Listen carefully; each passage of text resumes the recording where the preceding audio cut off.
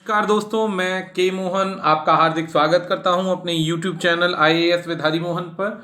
आज का जो वीडियो बनने वाला है हमारा, ये आज की लेटेस्ट न्यूज़ है जो हमारी आजकल आप सुनते जा रहे हैं कि बाजार के अंदर दो बड़े शेयर इस समय आपस में जुड़ने की तैयारी में है। एक ऐसा है जिसके पास में बहुत भारी मात्रा में डेटाबेस है, पैसा है, लेकिन भारत में उस अंदाज से व्यापार नहीं कर सकता, और दूसरा जिसके पास पैसा भी है, सब कुछ है, मार्केट के शेयर्स भी हैं, लेकिन वो उस फील्ड में उतरने को तैयार नहीं था। जब ये दोनों मिले तो जाहिर सी बात है एक बहुत बड़ा वेंचर क्रिएट हुआ। जी हाँ, मैं बिल्कुल सही सुना आपने, फेसबुक की बात कर रहा हूं। फेसबुक एक फॉरेन इन्वेस्टर की तरह इंडिया में आ रहा है। फेसबुक फॉरेन इन्वेस्टर की तरह इंडिया में आकर के रिलायंस के जियो के शेयर्स खरीदने वाला है। इस रिलायंस के जियो के शेयर में इन्होंने 9.9% शेयर्स पर साइन किया है, जिसके अंदर 43,574 करोड़ का इन्वेस्टमेंट किया जाएगा, वो भी इन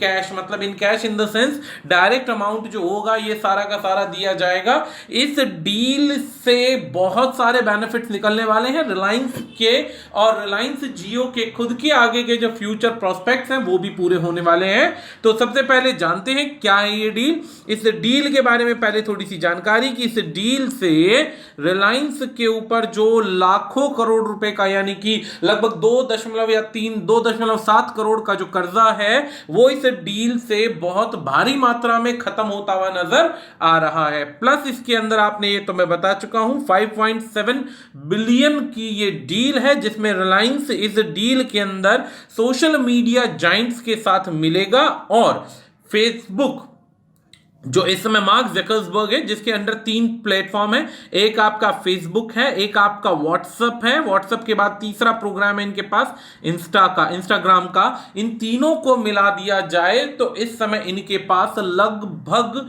बहुत भारी मात्रा में आपके इंडिया के अंदर प्रोफाइल्स है, डेटाबेस है, वो इसको अब कैश करना चाहता है।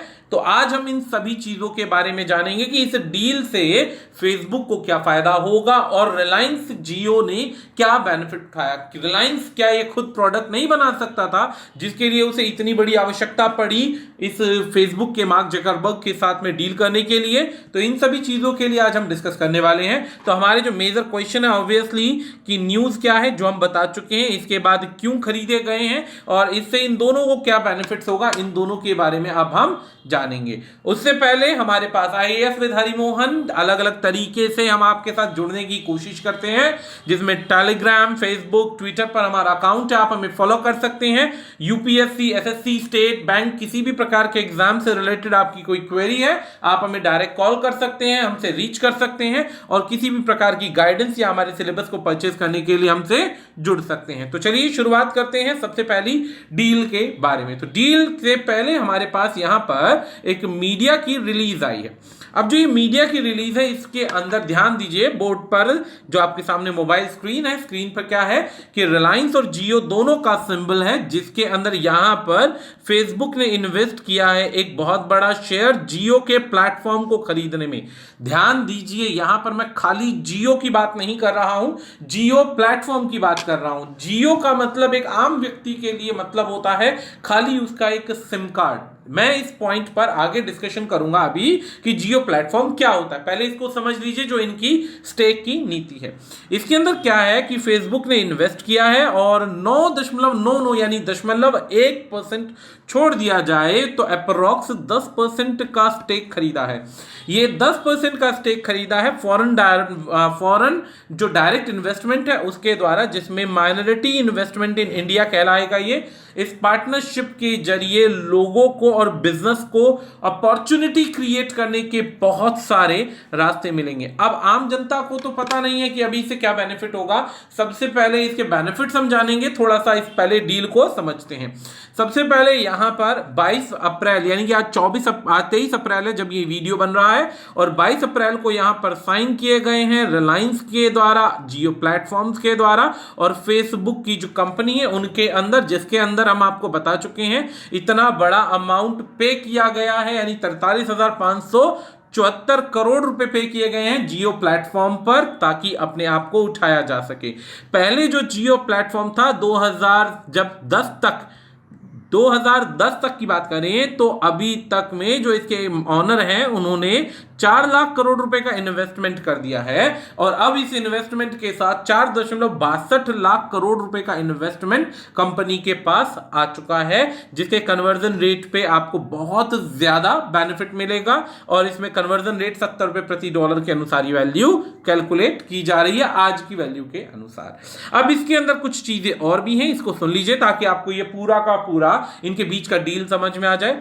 जियो प्लेटफॉर्म एक wholly owned subsidiary of Reliance industry limited is a next generation technology company. ये ध्यान दीजिए, नेक्स्ट जनरेशन टेक्नोलॉजी कंपनी है जो digital society for India beginner Jio leading digital apps, ध्यान दीजिएगा, Jio leading digital apps ecosystem and India number 1 high speed connectivity platform under one umbrella. यानी एक ही छत के नीचे इस समय जियो प्लेटफॉर्म की बात करें तो बहुत सारे प्रोडक्ट्स आते हैं, जिसमें जियो के mobile phone connections, cloud servicing के बाद में आपके पास में डेटा केबल, फाइबर ऑप्टिक्स, इसके बाद बहुत सी चीजें आती हैं, लगभग 9 से 10 प्रोडक्ट इसके अंदर आते हैं। इन सभी में जो है बेनिफिट दोनों को प्राप्त किया जाएगा। यहां पर एक पॉइंट और बोला गया है, Jio vision is to enable digital India 1.3 billion Indians and Indian business, specially ध्यान दीजिएगा स्मॉल मर्चेंट्स को इससे बेनिफिट होने वाला है,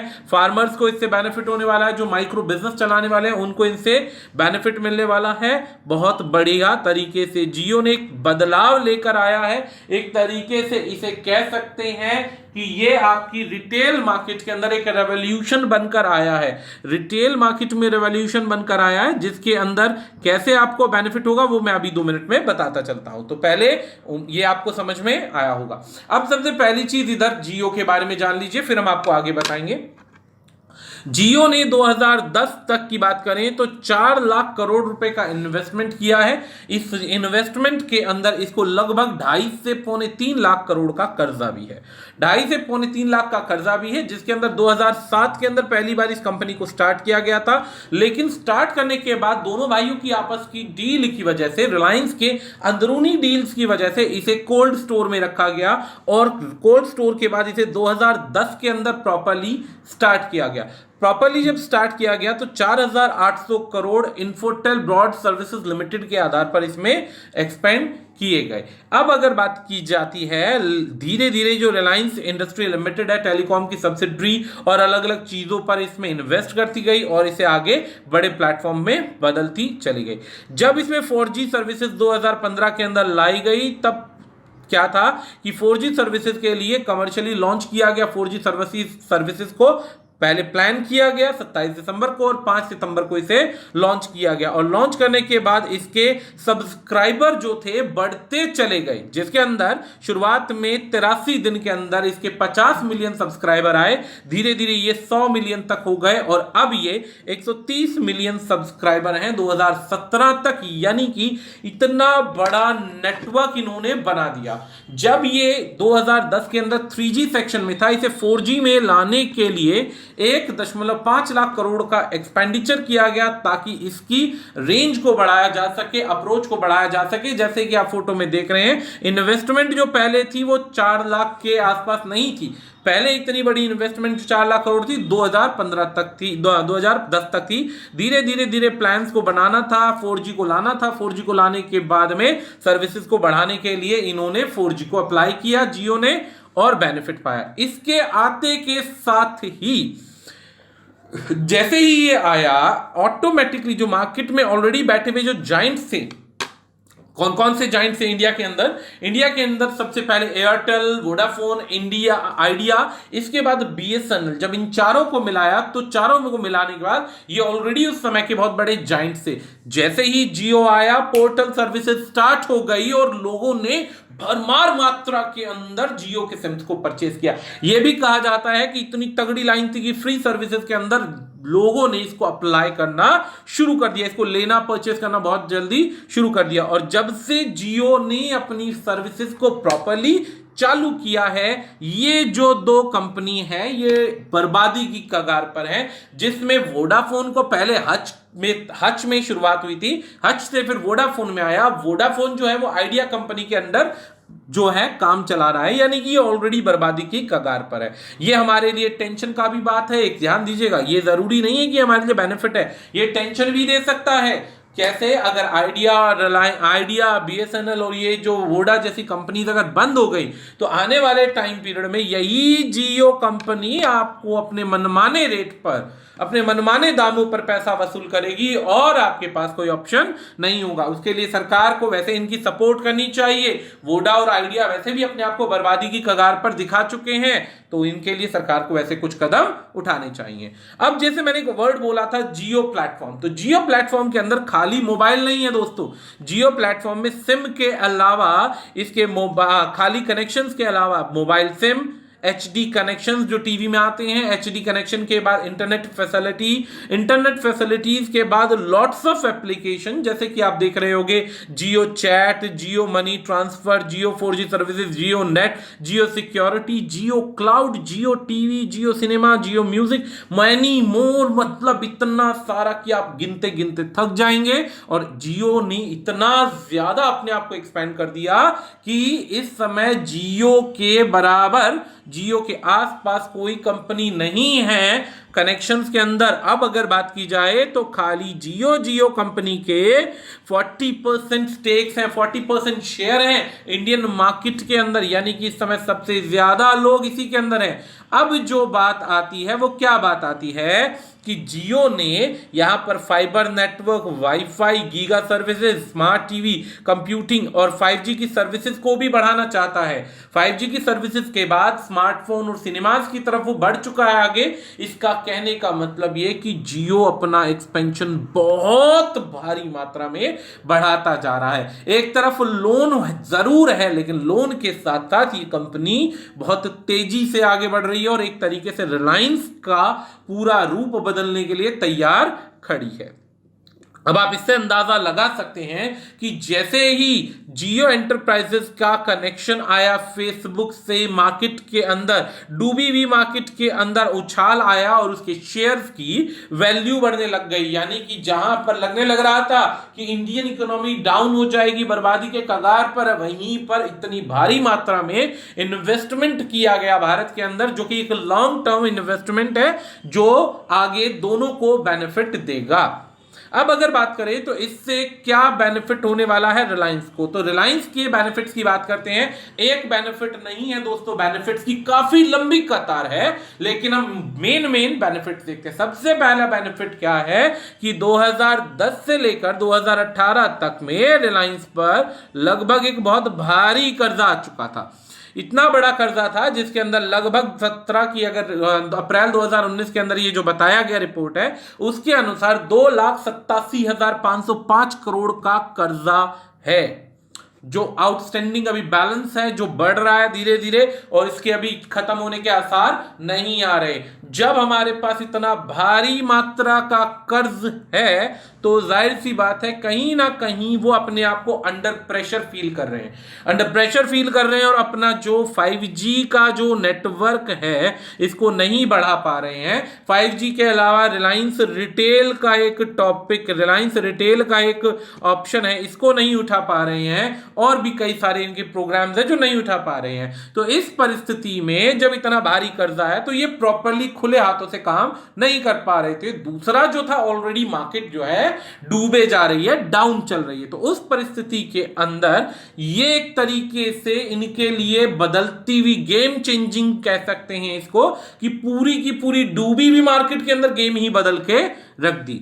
अब कहते हैं यहां पर देखिए क्या लिखे हैं पॉइंट, कि इंडिया जो है most cash rich company is also one of the most indebted corporate sitting in debt pile यानी कि कर्जे के शिखर पर बैठा हुआ है, जिसमें 1.54 लाख करोड़ जो है मार्च तक का इन पर कर्जा है। और RIL यानी रिलायंस इंडिया लिमिटेड या रिलायंस जो भी आपके लिमिटेड है लॉन्च करना चाहती है अलग से एक और प्रोग्राम, जिसमें 9,000 करोड़ का क्या है NCD इशू कराने की फिराक में, यानी कि और आगे ये बढ़ते जा रहे हैं। इस परिस्थिति में ये इनके लिए एक बेनिफिट का सेक्शन बन सकता है। तो सबसे पहला बेनिफिट ये है कि अगर ये डील सैंक्शन हो जाती है, फाइनलाइज हो जाती है, वैसे तो ऑलमोस्ट हो गई है, लेकिन अगर डील फाइनल हो जाती है तो सबसे पहला ये इस भारी मात्रा के कर्जे से एकदम निजात पा जाएंगे। अंबानी की कंपनी के अंदर अंबानी ने एक कॉन्फ्रेंस के अंदर एक स्टेटमेंट बोली थी कि वो मार्च 2021 तक अपनी कंपनी को, ये देखिए क्या लिखा है, जीरो नेट डेप्थ कंपनी, कि मैं 2021 तक मार्च के अंदर अपनी कंपनी को जीरो डेप्थ के अंदर खड़ा करना चाहता हूं। कि अकेली एक ऐसी कंपनी इंडिया के अंदर जो इतनी ज्यादा एक्सपैंड हो चुकी है, उसके अंदर क्या है, उस पर 1 रुपए का कर्जा भी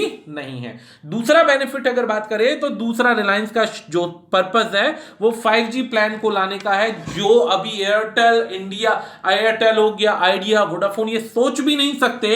इनका 5G का प्लान ऑटोमेटिकली अभी तैयारी पर खड़ा है, जिसके लिए पुराना कर्ज उतरेगा तो ये अपने आप को मार्केट में लॉन्च कर पाएंगे। और अगर पुराने लोन को उतार दिया जाए इस 4 लाख करोड़ के अंदर से, तो पुराना लोन भी उतर जाएगा और 5G नेटवर्क भी शुरू हो जाएगा। तो ऑटोमेटिकली ये एक बहुत बड़ा बेनिफिट है। इसके बाद तीसरा बेनिफिट अगर हम देखें तो तीसरा बेनिफिट दोस्तों है हमारे पास रिटेल। रिलायंस रिटेल एक ऐसा स्टोर है जहां पर प्रत्येक प्रकार की ग्रोसरी सेल होती है, और ये रिलायंस रिटेल जो है, जो अंबानीज हैं, ये इसे स्टार्ट करना चाहते हैं। और अंबानी जो है इस रिलायंस रिटेल को स्टार्ट करके अमेजन और फ्लिपकार्ट को टक्कर देना चाहते हैं, जिसके अंदर ये डायरेक्ट प्रोडक्ट को रिटेल यानी कि प्रोड्यूसर्स से, रिटेल मार्केट के छोटे ग्राहकों से उठाएंगे और उठाकर इस पर ला के खड़ा कर देंगे। ये सेम प्लेटफॉर्म चलाया जाएगा जो अमेजन और फ्लिपकार्ट की तरह डील होगा, और इस डीलिंग के अंदर आपको जो चलाया जाएगा, इसमें पेमेंट सिस्टम जो चलाया जाएगा वो व्हाट्सएप का पेमेंट सिस्टम चलाया जाएगा। अब व्हाट्सएप का और फेसबुक का पेमेंट सिस्टम अगर चलेगा और प्रोडक्ट्स जो अपलोड होंगे वो रिलायंस की रिटेल पर अपलोड करेंगे रिटेलर्स और प्रोड्यूसर्स, तो बेनिफिट बहुत ज्यादा होगा। अब आ जाता है अगला सवाल कि इससे फेसबुक को क्या बेनिफिट होगा।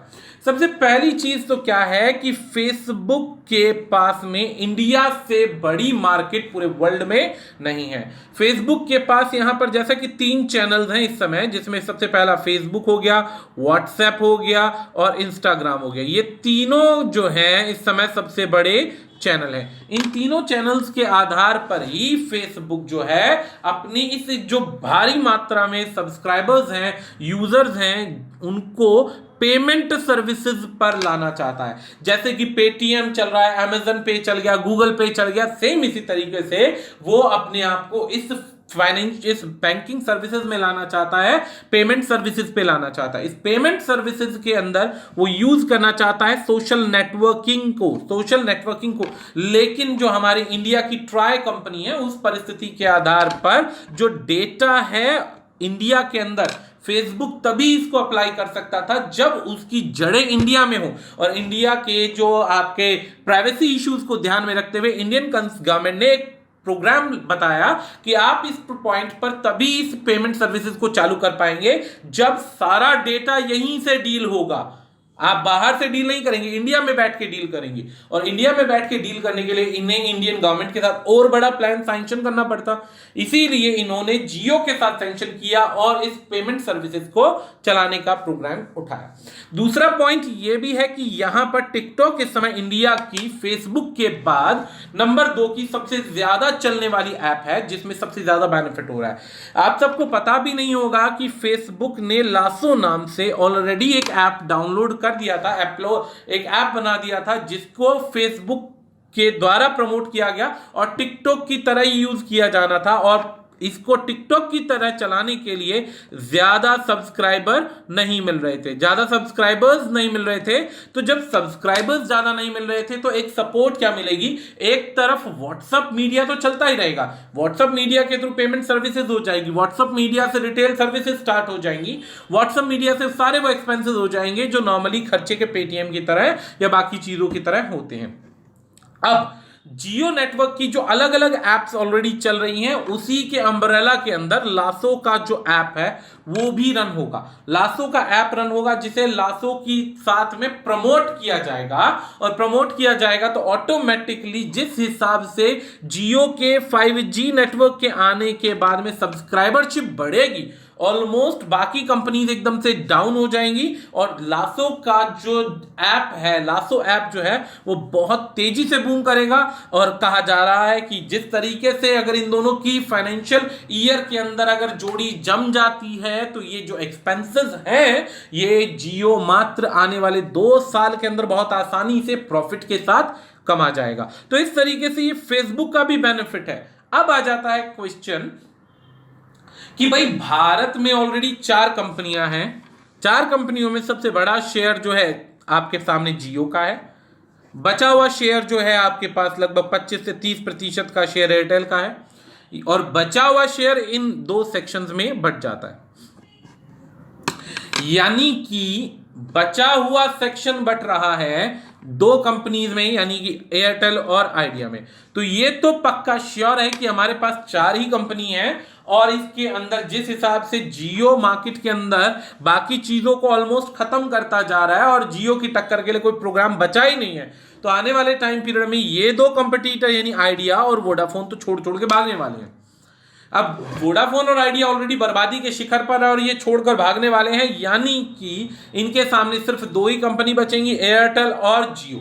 एयरटेल और जियो ये 2 ही कंपनी बचेंगी जिनके लार्जेस्ट शेयर होंगे, जिसके अंदर ये आम कस्टमर को शुरुआत के अंदर बहुत बढ़िया बेनिफिट देंगे क्योंकि इन्हें अपने कंपटीटर्स को खत्म करना है। लेकिन धीरे धीरे जैसे जैसे कंपटीशन बढ़ता जाएगा, कंपटीशन बढ़ेगा तो इनके पास कंपटीटर तो होंगे नहीं, तो 50-50% पे दोनों शेयर्स मिल जाएंगे, यानी 50 इसके पास हो जाएंगे, 50 जियो के पास हो जाएंगे। तो सोचने वाली बात यह है कि मात्र थोड़े टाइम के अंदर दोनों अपनी मनमानी करेंगे और अपनी मर्जी के रेट्स पर आपको प्लान देंगे, और रेट पर जब आपको प्लान देंगे तब आपके पास कोई भी ऑप्शन नहीं होगा, कोई ऑप्शन नहीं होगा इन दोनों को खरीदने के अलावा, फिर चाहे ये महंगा दे या सस्ता दे। तो लॉन्ग टर्म में इसका नुकसान है, शॉर्ट टर्म में बहुत बेनिफिट है, बहुत बेनिफिट है, क्योंकि इन्हें ल्यूक्रेटिव ऑफर्स देंगे और बाकियों को बंद कराने का प्रयास करेंगे।